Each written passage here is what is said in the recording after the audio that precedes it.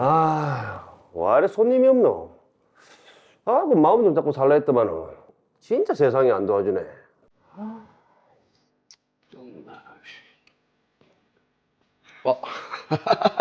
형님.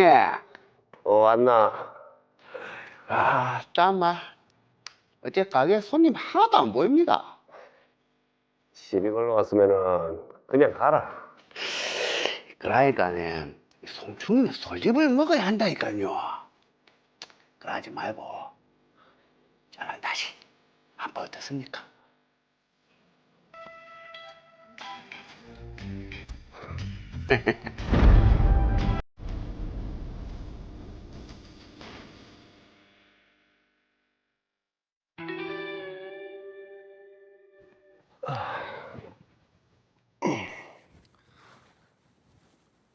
아, 이 장사도 안 되는 가게. 몸만 힘들고 언제까지 이 짓을 해야 되노? 형님, 쉬운 길 두고 왜 돌아갑니까? 역시 이 길밖에 없네. 자, 다들 모였네. 뭐 형님이 뭐이라면 뭐야죠. 오빠, 오랜만에 제대로 손 풀 건가 봐? 그래야지. 뭐 언제부터 시작할까요? 일단 내가 해외에 서버를 두고 사이트를 만들 테니까 그 너희가 각각의 사이트를 운영해 주면 된다. 오빠, 판 크게 벌리네. 이 하나만 하면은 발각되기 쉽고 이 자금 융통을 수월하게 하려면은 여러 개를 한 번에 돌려야지. 뭐 크게 한장하고 떨라는 게 아닙니까? 그게 그거지.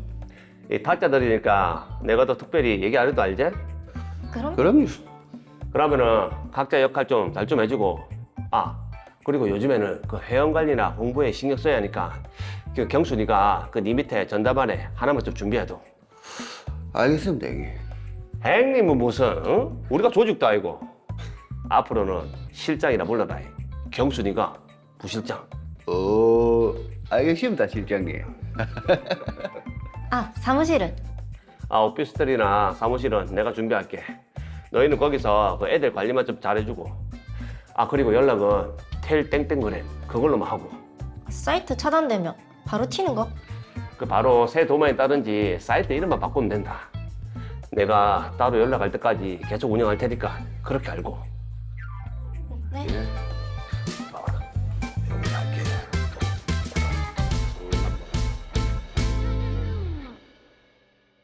네, 나대호 씨가 마음 잡고 제대로 한번 다시 살아보려고 했는데 그 유혹에 넘어가 버린 것 같습니다. 그렇습니다. 나대호 씨 너무너무 안타깝습니다. 지금 지인들이 모여서 해외에 서버를 두고 뭔가 사기를 치는 것 같은데 네. 이 영화 타짜도 아니고 아무래도 도박꾼들이 모여 있는 것 같습니다. 김성훈 변호사님. 네, 드라마를 보니까 뭔가 일이 벌어질 것 같은 느낌입니다. 이들의 대화를 보면 온라인 도박 공간을 만들어서 이를 이용한 사기 범행을 저지르려는 것으로 보입니다. 네, 온라인으로 이 도박할 공간을 만들기 위해서 지금 작당 모의를 하고 있는 것 같은데 임태란 변호사님, 네. 자 이렇게 모여서 의논을 하는 것만으로도 범죄 혐의를 적용할 수 있나요? 지금 단계가 작당 모의 정도라면 그 자체만으로 도박공간 개설죄가 성립한다고 보기는 어렵습니다. 그런데 사연을 보면 나대호가 사무실도 준비하고 사이트도 개설한다면서 사람들에게 역할을 부여했잖아요. 예. 단순한 말이 아니라 실제로 사이트를 열고 회원이 돈을 넣으면 게임 머니를 충전해주고 베팅 정산, 환전이 돌아가게 만들면 도박 공간 개설죄가 문제될 수 있습니다. 자 예전에는 그 일명 그 하우스라고 해서 뭐 아무도 없는 창고 같은 곳이나 비닐 하우스를 도박 공간으로 썼던 네. 거를 저희가 뉴스에서도 많이 접했던 것 네. 같은데 요즘은 이렇게 온라인으로 도박을 이제 하게 만들고 이를 유지하기 위해서 공간과 인력을 저렇게 좀 조직적으로 꾸리는 것 같아요. 예, 맞습니다. 예전에는 하우스를 만들어서 사람을 불러 모았다면 요즘은 온라인으로 사이트를 열고 그 뒤에 환전, 계좌 관리, 홍보, 고객 응대, 보안 같은 역할이 조직적으로 붙습니다. 네. 겉으로는 컴퓨터 앞에서 하는 것 같아도 실제로는 사무실과 인력이 돌아가야 유지가 되기 때문에 온라인 도박 공간도 실질적으로는 하나의 범죄 조직이라고 보시면 됩니다. 만약에 저 작당 모의를 한 세 사람이 중심이 돼서 실제로 도박 공간을 개설했다. 그럼 처벌은 어떻게 됩니까? 처벌 수위가 결코 가볍지 않죠. 총책인지 관리자인지 아니면 단순 직원인지 등 범죄 가담 정도와 역할에 따라 구속 수사 가능성이 크고 실형도 선고될 수 있습니다. 네. 특히 범죄 수익은 추징될 수 있는데 설령 그 명의를 다르게 해두었다고 하더라도 범죄 수익에 의하여 생긴 재산으로 판단되면 그 역시도 추징의 대상이 될 수 있습니다. 자, 그러게요. 이들은 지금 그런 거를 아는지 모르는지 일단 작당 모의 끝에 뭔가 어떤 일이 벌어질 것 같은데 계속해서 화면으로 한번 확인해 보시죠.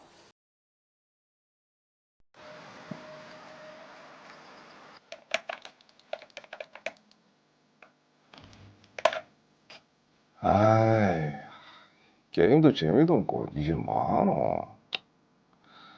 아니 뭐 백수된 지 벌써 1년인데 마누라 눈치도 보이고. 뭐고 문자 왔네. 스포츠 결과에 베팅해서 돈 버는 거 이게 인터넷으로 되는 모양이네. 확인 한번 해보자. 이 야구 승률이 좋으니까 일단 회원가입은 이렇게 하면 되고, 로이오 구단이 연승 중이니까 내 전재산 100만 원 여기다 걸면 되겠네. 보자, 충전은 이렇게 하면 되고, 오케이. 그러면 로이오 구단 응원만 하면 되겠네. 그래, 나도 이제 돈 좀 벌어보자가. 돈을 잃는 길이죠. 그렇죠. 충전을 또 해주셨네. 이건 대포 통장 받은 걸로 바로 입금하면 되고. 팀장님 환전 요청 들어왔습니다. 아, 그래요? 잠시만요. 오빠, 환전 요청 들어왔는데 어떡할까? 그 얼마? 환전. 환전은 처음이고. 그럼 그렇게 해야지. 그래야지 더 큰 돈을 베팅하지. 오케이. 아, 그리고 지금부터 통장 바꾼다. 응, 계좌번호만 찍어줘요. 환전해주세요. 한두 번 해본 솜씨가 아니네요, 정말. 1, 10, 100, 1000, 만, 10만. 뭐고? 1000만 원? 이 10배면. 이 제대로 곽 잡고 한번 해봐야겠네. 여보, 내다. 그 오늘 이 백수 남편이 돈 벌었다. 그 자세한 거는 좀 이따 얘기해 줄 테니까 오늘 그 소고기 먹으러 가자. 그래, 내가 소고기 쏠게.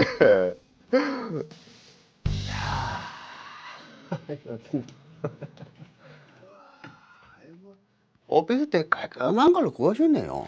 여기가 이 보안이 좋아서 경찰들이 들어오려면은 시간이 좀 걸리기다. 나는 스포츠가 좋다. 그 사이트 맡으면 되죠. 응. 거기서 네가 회원모지 총책 역할도 좀 하고. 아니, 한두 번 하는 것도 아니고 걱정하지 마십시오. 뭐 한탄을 꿈꾸는 사람들이 좀 많습니까? 그 진마린 쪽 애들이 경기 배당률 설정이나 배팅 승인 같은 거 전담하기로 했으니까 그렇게 알고. 근데 수익은 어떻게? 실적대로지 그거. 이 수익 나는 거에 따라서 비율에 따라 내 수익금 줄 테니까. 알지? 됐어. 오케이. 자, 너 보면은 요 회원가에 게임 사이트 들어가면. 아이, 그 요즘에 수익이 와일로 계속 마이너스고. 아이, 이 마누라한테 큰 소리 치면서 은행에서 대출 받아가 넣은 건데. 아, 내 돈 3천만 원 다 어디 갔노? 이 마누라 알면 큰일인데. 여보세요? 예. 예, 제가 김기진 맞는데요. 예? 경찰요? 불법 스포츠 도박. 저 불법 안 했는데요. 그 나라에서 하는 합법적인 거 했는데요. 예? 그 사이트가 사칭된 거라고요.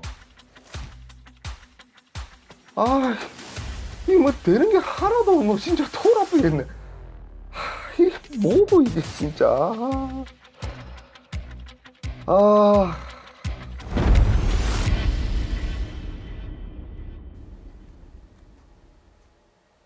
네, 나대호 씨 일당들이 개설한 온라인 도박 사이트에서 김기진 씨가 결국 피해를 보고 말았습니다.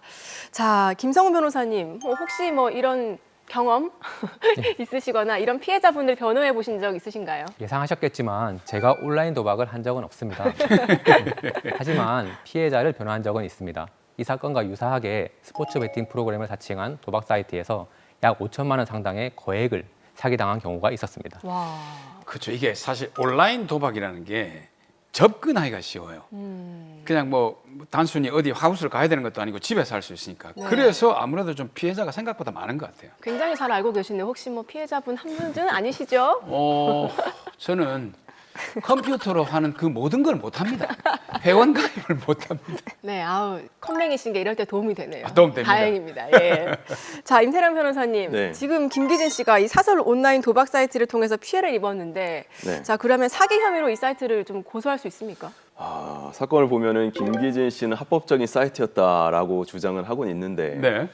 아나운서님 보시기엔 좀 어떠세요? 이게 정말로 합법적인 사이트였다고 생각했을 것 같으세요? 글쎄요, 당하는 입장에서 사실 모르니까 네. 또 당하지 않겠습니까?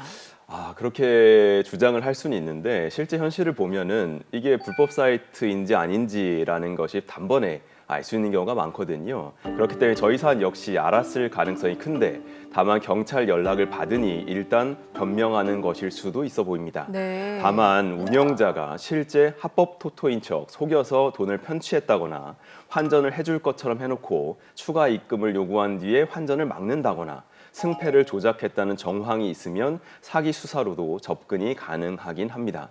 다만 이 고소를 하는 피해자라고 하는 본인 역시 도박에 가담한 정황이 있기 때문에 고소 과정에서 본인의 도박 가담 정황을 함께 드러날 수도 있다는 점을 염두에 두고 고소를 진행해야 할 것으로 보입니다. 네, 뭐 일단 피해를 입긴 했습니다만 도박을 또 했기 때문에 가담을 했기 때문에 이게 지금 처벌을 받아야 하는 그런 상황이네요. 예, 그 지점이 현실적으로 딜레마인 부분입니다. 도박을 통해 돈을 잃었다고 하더라도 도박에 참여한 사실이 확인되면 이용자 본인도 처벌 대상이 될 수 있고 조사 과정에서 본인의 입출금 내역이나 대화 내역 역시 모두 다 확인이 됩니다. 그래서 피해자이긴 한데 동시에 위법행위 당사자가 되는 경우도 있습니다. 그러면 일단 김기진 씨는 같이 손을 더럽혔으니까 보상은 못 받겠네요. 네, 피해 보상 받는 것이 쉽지가 않죠. 형사 절차에서 범죄가 인정된다고 해서 자동으로 돌려받는 구조가 아니고 도박에 제공된 돈은 민사에서 불법 원인 급여로서 반환이 제한되는 쟁점도 자주 발생합니다. 게다가 운영진이 수익을 이미 빼돌렸거나 차명으로 숨겨 놓으면 실제 회수 자체가 어려운 경우도 많습니다. 그래서 초기에 자금 흐름을 빨리 묶는 게 중요하지만 개인이 혼자 진행하기엔 한계가 있습니다. 네, 자 지금 이 사건에서 도박판을 벌인 그 이들을 보면 지금 체계적으로 조직이 꾸려졌고 네. 이 조직에서 사설 스포츠 도박 사이트를 운영을 했는데 이 사람들에게는 어떤 혐의가 적용이 될까요? 예, 운영진들은 적용 죄명이 다양할 수 있습니다. 기본 축은 불법 스포츠 도박 운영에 따른 국민체육진흥법 위반 그리고 도박공간 개설이고요. 여기에 조직이 체계적으로 돌아갔다면 범죄 단체 관련 혐의까지도 함께 문제될 수 있습니다. 네. 특히 총책을 중심으로 역할이 나뉘고 지휘 보고 체계가 있고 인력을 계속 충원하면서 지속적으로 수익을 내는 형태였다면 수사기관이 단순 공범이 아니라 조직 범죄로 보는 경향이 있습니다. 범죄 단체 활동죄 사실 뭐 이 부분 굉장히 저희가 좀 생소한데 범죄 단체라고 하니까 저희가 영화에서 좀 익히 봤던 좀 그런 이미지들 어둠의 이미지들이 떠오르는데 그런 분들인가요? 하지만 범죄단체라는 게 꼭 영화처럼 폭력 조직만을 말하는 것은 아닙니다. 핵심은 계속적으로 범죄를 저질러서 돈을 벌 목적으로 사람들이 결합해서 지휘 통솔 체계와 역할 분담을 갖춘 조직이냐입니다. 네. 온라인 도박 사이트도 서버팀, 환전팀, 고객센터, 홍보 총판, 자금 세탁 역할이 유기적으로 돌아가야 하기 때문에 규모가 커지면 충분히 범죄 단체로 문제될 수 있습니다. 보통 어디 입장할 때는 단체는 할인을 해주는데 이거는 범죄니까 할증이 돼야 되지 않겠습니까? 처벌이 어떻게 됩니까? 범죄 단체로 엮이면 체감 처벌이 확 달라집니다. 그렇죠. 그래서 저희도 사건을 변호하다 보면 의뢰인분들이 이 범죄 단체에 관련되어서 굉장히 민감하게 걱정을 하시는 경우가 많습니다. 단순히 도박 사이트 운영 혐의만 있는 사건보다는 당연히 가입 활동이 붙으면 구속 가능성이 높아지고 양형에서도 무겁게 보는 경우가 많기 때문이거든요. 특히 팀장급이나 관리자급처럼 사람을 지휘하거나 수익 분배를 받는 위치라면 방어가 더욱 어렵습니다. 자, 아까 말씀하실 때 이제 범죄 단체를 처벌할 때 조직 내 역할 분담에 따라서 또 다르다라고 하셨는데 좀 자세하게 궁금하거든요. 어떻습니까? 네, 역할에 따라 처벌이 달라질 수 있습니다. 총책이나 자금책, 관리자처럼 핵심 기능을 맡은 사람은 당연히 더 무겁게 처벌될 수 있습니다. 네. 실형 가능성이 더욱더 높겠죠. 예. 그것이 아니라 나는 홍보만 했다, 게시판 관리만 했다, 혹은 단순 직원이다라고 한다면 처벌 수위가 낮아질 수는 있습니다. 다만 그 업무가 회원 유입과 운영 유지의 필수였다면 운영에 본질적으로 기여했다라고 평가될 수 있기 때문에 무조건 가볍게 끝나지 않을 가능성도 있기 때문에 구속 수사와 실형 가능성을 항상 고려해야 하는 사건입니다. 자, 그리고 또 근데 이런 사건 보면 사실 뭐 사이트가 이렇게 어떻게 운영되는지 나는 전혀 몰랐다. 네. 범죄인지 몰랐다라고 하면서 이제 범죄에 가담한 일반인들이 있거든요. 그런 경우에 이제 뭐 공범으로 볼 수 있나요? 저희도 상담을 하다 보면 범죄인지 몰랐다라고 말씀하시는 경우도 있습니다. 네. 그런데 재판에서는 결국 그 사람의 행동과 그 행동이 불법 운영과 관련성이 있는지를 보게 됩니다. 환전, 대포 통장 관리, 배당률 설정, 회원 모집 같은 경우 구조상 불법성을 모르기 어렵다고 보는 경우가 많습니다.